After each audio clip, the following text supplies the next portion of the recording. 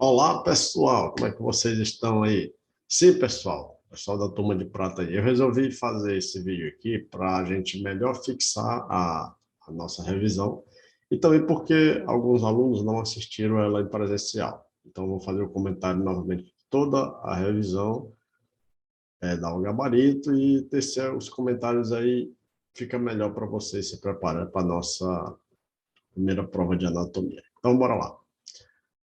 Revisão para a primeira avaliação, primeira questão. A primeira questão diz o seguinte: a capacidade de reagir em resposta a uma modificação do meio ambiente constitui propriedade fundamental das células animais.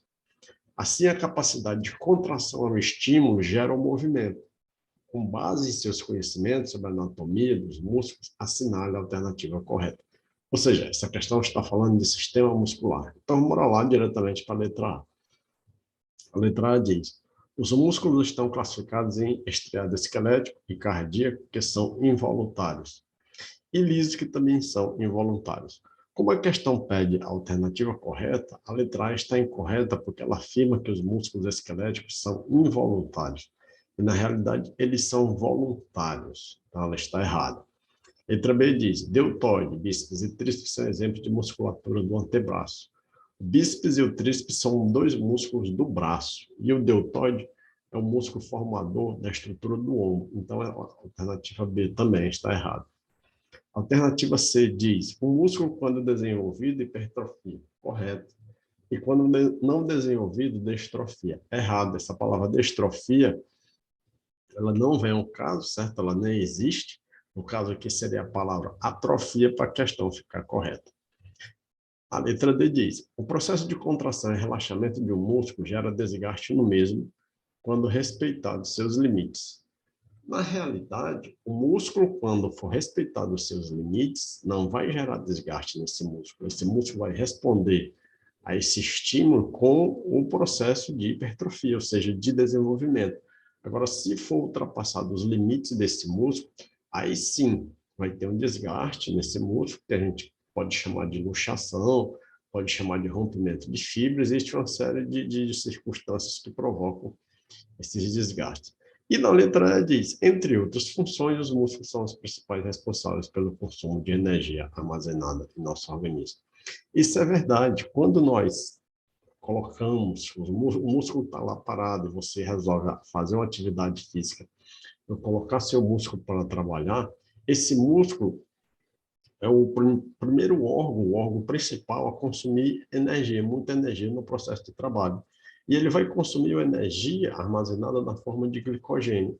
Então, assim, entre outras funções, porque eles têm outras funções, eles são os principais órgãos responsáveis pelo consumo de energia armazenada no nosso corpo. A resposta da nossa questão aqui é letra E. Deixa eu grifar aqui e destacar a letra E.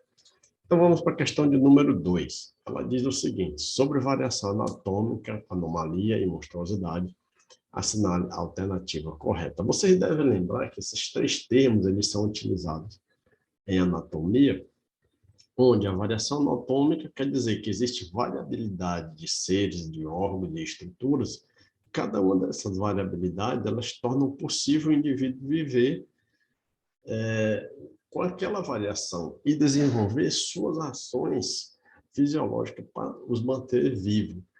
A anomalia, ela já traz uma deformidade do órgão, porém não compromete a vida do indivíduo.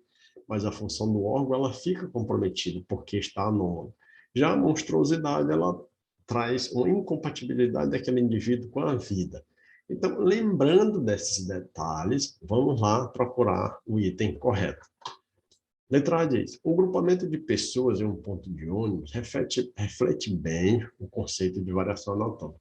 Correto, certo? Eu estou vendo pessoas variáveis, anatomias diferentes, formatos diferentes, pois revela as múltiplas diferenças entre os indivíduos, porém, com comprometimento de suas respectivas funções. Bem aqui no final dessa questão está errado, porque quando tem uma variabilidade anatômica, não há comprometimento da função, certo? A variabilidade, ela é base para que essa função seja feita, seja realizada, e o indivíduo, apesar de existir pequenas variações, ele vai se manter vivo entre os outros indivíduos. A letra B diz, as diversas diferenças no formato e na forma dos diversos corpos, ou seja, entre os indivíduos, evidencia a variação anatômica. Correto. Porém, com prejuízo de suas funções orgânicas. Aqui, no final dessa afirmativa, está incorreto. A letra C diz, leptossomático, eurissomático e atlético são tipos corporais que refletem o conceito de anatomia ou de anomalia anatômica. Na realidade, está errada a letra C, porque não é anomalia, é variação. Quando eu digo leptossomático, eurissomático e atlético, esses indivíduos eles são classificados de acordo com o seu biotipo orgânico, vai de acordo com o desenvolvimento de estrutura óssea e muscular, onde eu tenho o leptossomático, indivíduo alto e magro, o eurissomático, indivíduo baixo e com uma certa quantidade de tecido adiposo. E o atlético é aquele indivíduo que tem um corpo mais tendendo ao desenvolvimento muscular. Isso aí não é uma anomalia, isso é uma variação, porque esses indivíduos eles coexistem, realizando suas funções fisiológicas com essa diferença. A letra D diz, quando o desvio padrão anatômico perturba a função de um órgão a ser desenvolvido, disse que ocorreu uma anomalia. Então, bora lá. Quando o desvio padrão perturba a função de um órgão a ser desenvolvido, disse que ocorreu uma anomalia. Então, o que foi que nós vimos? Que a anomalia ela vai perturbar a função de determinado órgão. Quando ela perturba a função de determinado órgão, esse órgão deixa de executar a sua função específica. Então, bora lá analisar. Eu sei que nesse exato momento aí vocês ficaram em dúvida. Bora analisar a letra E. A letra E diz, na variação anatômica não há prejuízo da função a ser desenvolvida. Na anomalia, a função é preservada e na monstruosidade há um comprometimento da vida do indivíduo. Então, aqui a letra E não está correta, porque na anomalia a função não é preservada. Na anomalia, há um comprometimento da execução da função do órgão. Então, a resposta para esta questão é letra D. Então, quando o desvio padrão anatômico perturba a função de um órgão a ser desenvolvida, disse que ocorreu uma anomalia. Então, vamos lá para a terceira questão. A terceira questão diz o seguinte, coloque V verdadeiro e F falso no afirmativo, depois assinale a sequência correta. O primeiro parêntese diz o seguinte, em anatomia, o corpo humano é dividido em vários planos imaginários que servem para melhor localizar as estruturas orgânicas. Isso é verdade. Se vocês se lembrarem, lá na aula a gente fala de plano sagital, plano coronal. Então, esses planos eles servem para situar melhor as partes do corpo humano para melhor estudo. Então, aqui a gente considera verdadeiro. Já no parêntese 2 diz, o corpo humano é formado por vários sistemas que se interligam funcionalmente para a manutenção da vida orgânica. Também aqui está verdadeiro. Se vocês se recordarem, em algum momento na aula, eu comparei o nosso corpo como o processo de construção de um carro, onde nós temos vários sistemas, que eles são distintos, porém eles são interligados e dependem um do outro. Onde você tem no carro o motor, dependendo da injeção de combustível através de uma bomba, você tem no ser humano todos os órgãos também, dependendo da injeção de sangue através de uma bomba, que no carro é a bomba de combustível e no ser humano é a bomba cardíaca. Então, vamos para o terceiro parênteses. Diz o seguinte, crânio, pescoço, tórax, membros superiores e inferiores são partes integrantes do esqueleto humano. Verdade, crânio, pescoço, tórax, membros superiores e membros inferiores são partes integrantes do esqueleto humano. E o próximo parêntese diz, húmero, rádio e una, carpos e metacarpos, são ossos formadores dos membros superiores também. Isso daqui é verdadeiro. E o último parêntese diz, esqueleto axial é formado pelo conjunto de ossos que ficam apensos. Apensos é dependurado, e o esqueleto axial ele não fica apenso. O esqueleto axial ele é formado pelo crânio, pela coluna vertebral e pela caixa torácica. Então, aqui nós temos a afirmativa falsa, que essa resposta vai para a letra B. Certo? Então, a resposta dessa questão é a letra B. Entendido? Então, vamos para a questão de número 4. A questão de número 4 diz: qual das definições abaixo não se aplica ao esqueleto humano? Então, nós vamos ter várias definições e uma delas não vai se aplicar ao esqueleto humano. A letra A diz: conjunto de ossos e cartilagem que se interligam, desempenhando funções distintas para a manutenção da vida orgânica. Então, assim, os ossos e as cartilagens se interligam e vão desempenhar funções distintas para a manutenção da vida orgânica. Vocês devem ter ficado meio em dúvida aí, mas bora analisar a letra B. Quando esse tipo de questão aparecer, pessoal, vocês analisem todos os itens e vocês procuram aquele item que tem, assim, uma falsidade, como aquela está pedindo, aquela que não se aplica, aquele item que, mesmo que sutil, ele tem uma falsidade. E aí você vai colocando em considerações aquele que tem maior erro. Então, eu já vi que na letra A, a letra A fala uma certa verdade. Mas também quando ela diz funções distintas, nós vimos que quando a gente fala de esqueleto, nós vimos que o esqueleto ele tem funções definidas. Porém, essas funções elas são distintas, quer dizer, uma função ela não se sobrepõe à outra.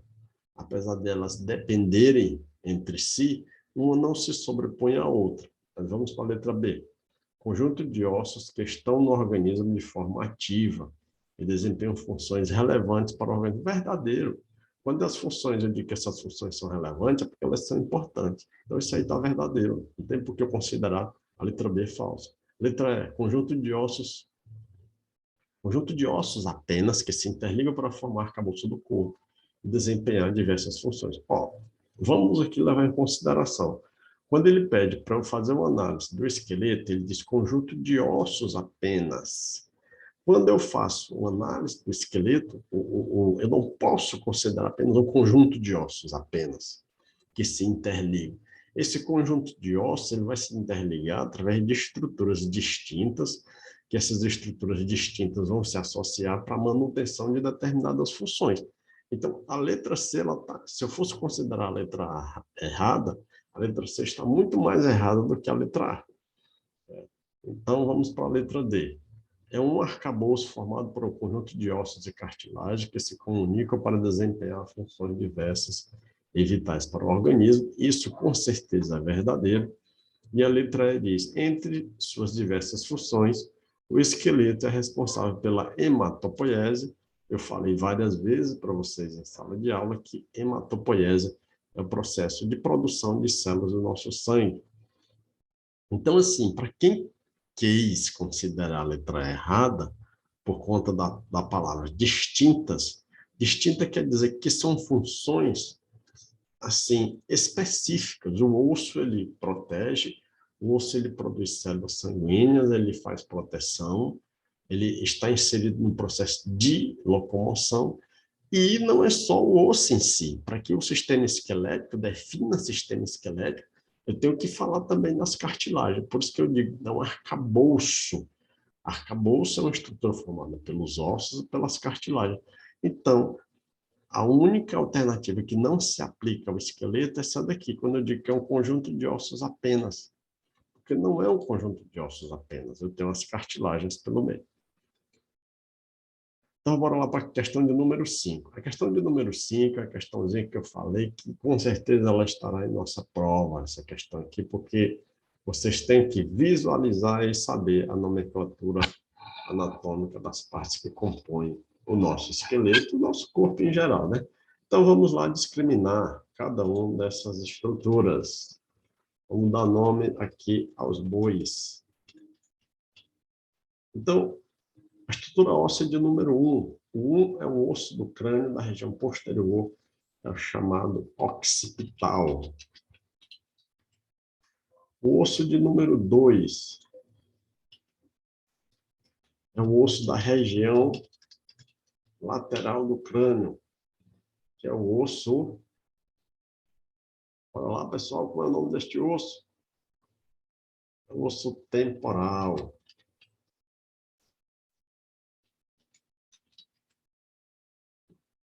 A estrutura de número 3, onde é que a estrutura de número 3 está? Ela está bem aqui, fazendo parte da borda craniana. Esse osso é o osso parietal.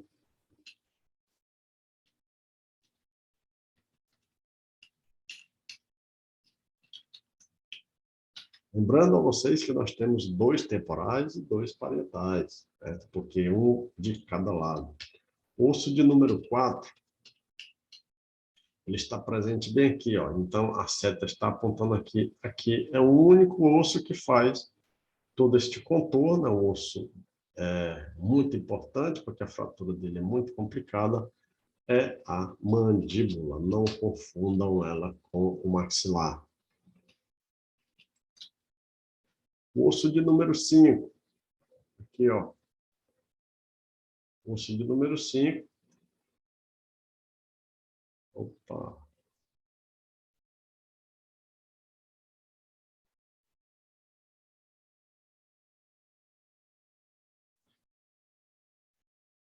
Pessoal, cometi um pequeno equívoco aqui na visualização desses ossos. Vamos lá corrigir aqui. Eu olhei para um osso e dei outro nome. O osso 1 é o osso occipital. O 2 é o frontal. Então, aqui é onde está o erro. O 2 é o frontal. O 3 é o temporal.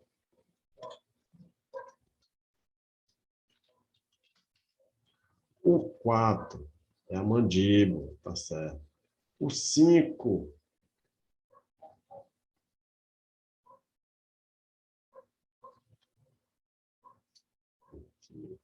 o 3 não é o temporal, o 3 é o parietal.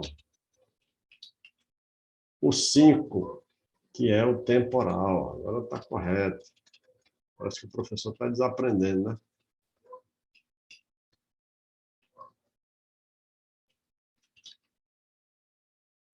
O 6 é o osso zigomático.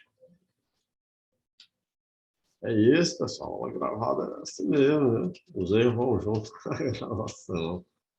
E eu não vou cortar nada, não. Zigomático.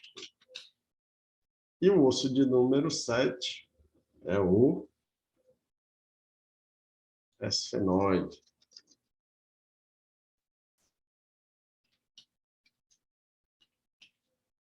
O osso de número 8 é o maxilar. Então, vamos revisar essa questão, que eu fiz uma salada aí na troca dos números e dos ossos. Então, bora lá. O osso de número 1 é o occipital, o osso de número 2 é o frontal, o osso de número 3 é o parietal, o osso de número 4 é a mandíbula, o osso de número 5 é o temporal, o osso de número 6 é o zigomático, o de número 7 é o esfenoide e o de número 8 é o maxilar. Então, bora para a questão de número 6. A questão de número 6 diz o seguinte: sobre os músculos, suas características e funções desempenhadas, assinale a alternativa correta. Então, bora lá. Letra A diz: encontram-se ligados aos ossos através de tendões que possuem formato de leque. Não, o tendão não tem formato de leque. O tendão tem formato cilindroide, como se fosse uma linha. Então, a letra A já está errada por aí. Letra B diz: reto abdominal, oblíquo externo, grande denteado são músculos formadores da região dorsal.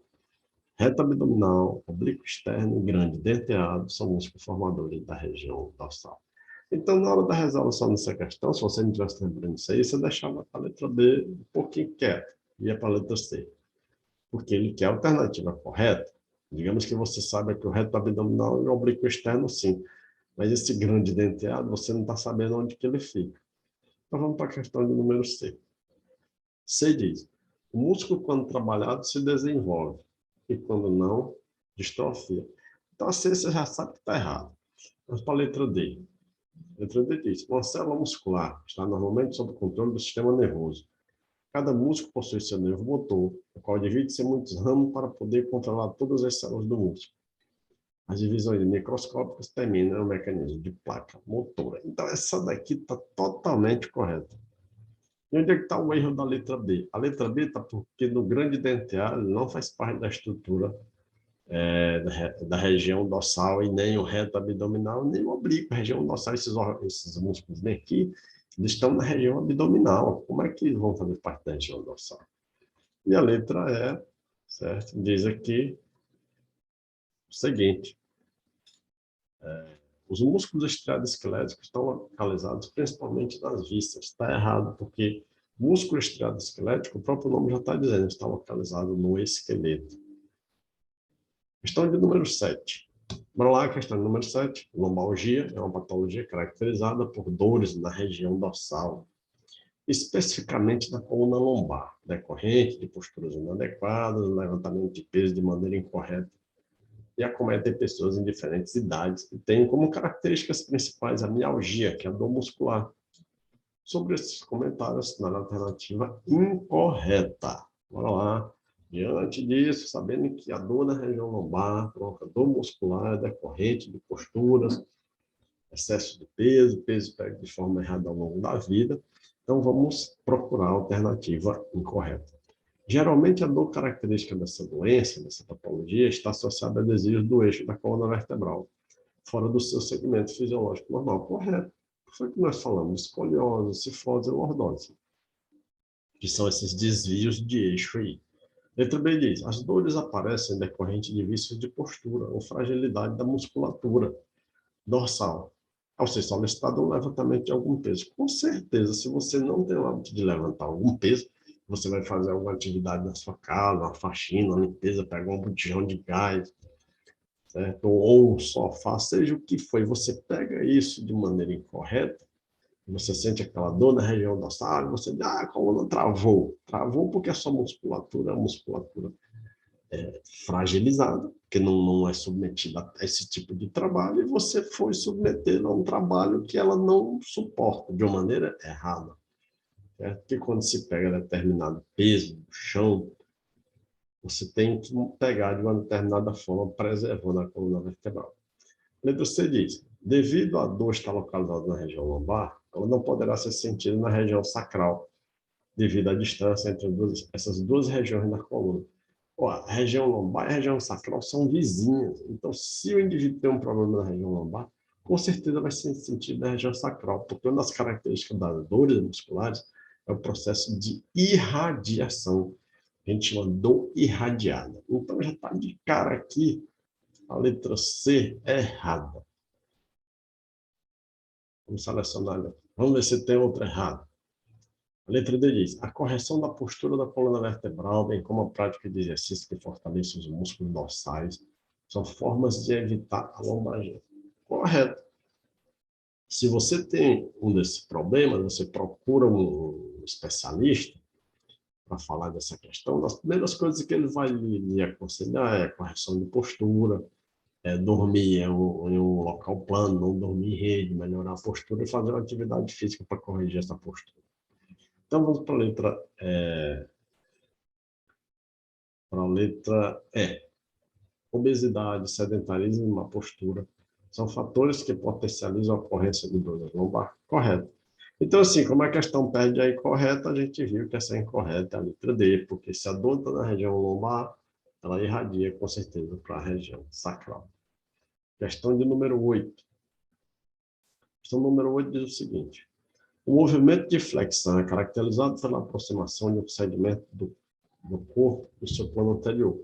Assim, os músculos trabalham de uma forma, um faz e o outro desfaz. Ou seja, o que um faz, o outro desfaz. Na flexão do antebraço, que é esse aqui, ó, processo de flexão aqui, quando você faz a flexão, você aproxima ele do seu região anterior. Quando você faz a extensão, você leva ele para distanciamento do seu plano anterior. Então, quem é o agonista? O agonista nesse movimento aqui é o bíceps, é o músculo que puxa o antebraço para o próximo. E o antagonista é o que está aqui atrás, que é o tríceps. Deixa eu melhorar aqui na câmera. Agonista, bíceps. Antagonista, tríceps. Então, vamos lá, seguindo a questão de número 9. A questão de número 9 diz, A administração de medicamento é uma das práticas mais comuns em enfermagem. No entanto, para realizar essa prática de forma eficaz e segura, é preciso uma gama de conhecimentos. É verdade, vocês vão adquirir esse conhecimento durante o curso técnico de enfermagem e principalmente na disciplina de fundamentação para a enfermagem. A administração intramuscular é aquela em que o indivíduo, aquela em que o medicamento é colocado dentro do ventre muscular, ou seja, dentro da massa muscular, dentro das fibras musculares, onde será absorvido de maneira lenta, podendo ser feita em alguns músculos, porém, alguns são mais susceptíveis, são melhores de ser aplicados do que outros. E é isso que ele pede, aqueles que são feitos com maior frequência no nosso corpo, dos que estão listados aqui, é o glúteo máximo. Está na nossa região dorsal, é um músculo robusto, então ele tem uma boa absorção medicamentosa. E a questão de número 10 diz o seguinte: indique na gravura abaixo os seguintes músculos em destaque. Vamos lá. Certo? Então, o músculo de número 1 é o glúteo máximo.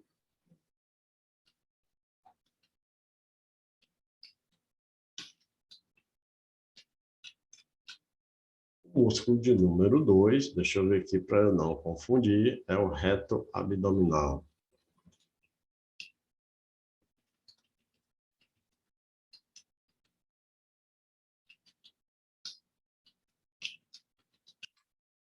O músculo de número 3, cadê o músculo de número 3? São os gastrocnêmicos.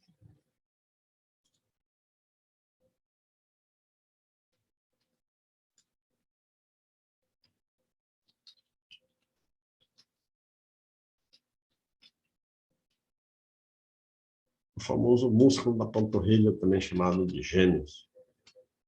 O músculo de número 4 é o músculo reto femoral. Esse músculo ele faz parte do conjunto de músculos que são chamados de quadríceps femoral. Então, mas ele é o reto femoral. Músculo de número 5. Tá aqui, ó, é o músculo tríceps. Tríceps braquial.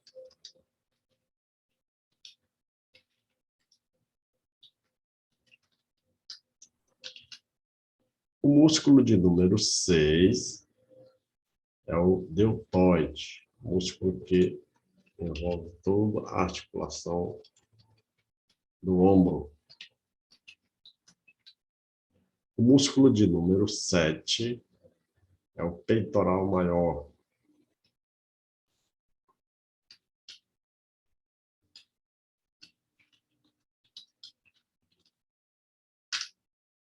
E o músculo de número 8, tá aqui, ele está apontando para cá, ó, um deste lado, outro deste outro, é um músculo chamado de trapézio.